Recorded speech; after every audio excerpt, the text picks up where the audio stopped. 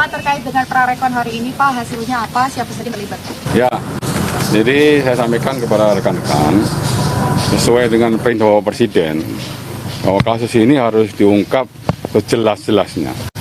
Demikian juga komitmen dari Bapak Kapolri dengan dibentuknya tim khusus ini menunjukkan bahwa pimpinan Polri sangat concern bahwa kasus ini harus betul-betul dapat diungkap sejelas-jelasnya juga kepada publik.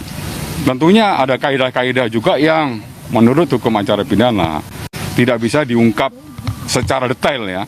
Karena itu nanti masuk kepada materi penyidikan. Nah, nanti penyidik yang akan menyampaikan.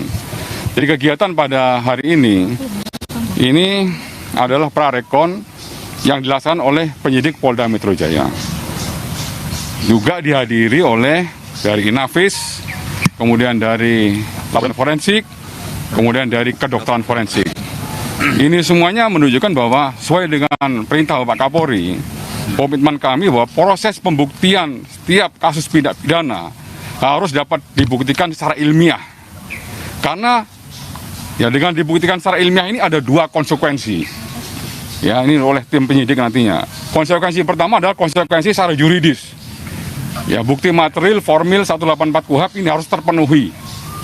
Yang kedua, karena ini kita proses pembuktiannya harus secara ilmiah, jadi dari sisi keilmuan harus betul-betul clear.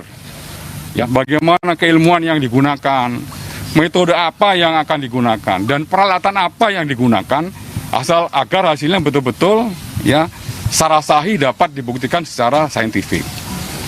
Ya, ini yang dilakukan tim olah TKP dan juga penyidik pada hari ini. Ya, semuanya akan dibuat secara terang benderang.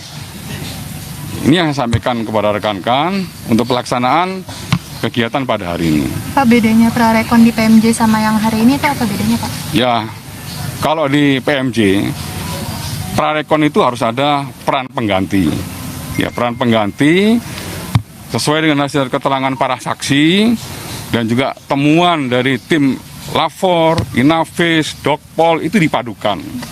Ya, setelah dipadukan, ya penyidik kalau misalnya ada hal yang lain yang masih harus didalami dalam proses penyidikannya, itu harus didalami. Ya, setelah dari PMJ, kita langsung melihat bagaimana objek TKP yang sebenarnya. Nah, itu yang akan dilaksanakan pada sore hari ini. Ya, oke. Terus kemudian rekan-rekan, bentar dulu. Nanti prarekon nanti secara teknis nanti biar Pak Dir ya. Saya perlu meluruskan juga, masih ada beredar di beberapa media yang menyebutkan bahwa CCTV rusak, kemudian kenapa diketemukan CCTV yang lain. Ini saya perlu luruskan kepada teman media biar tidak lagi istilahnya berpersepsi lagi, sehingga muncul spekulasi lagi yang justru akan membuat permasalahan ini tidak clear.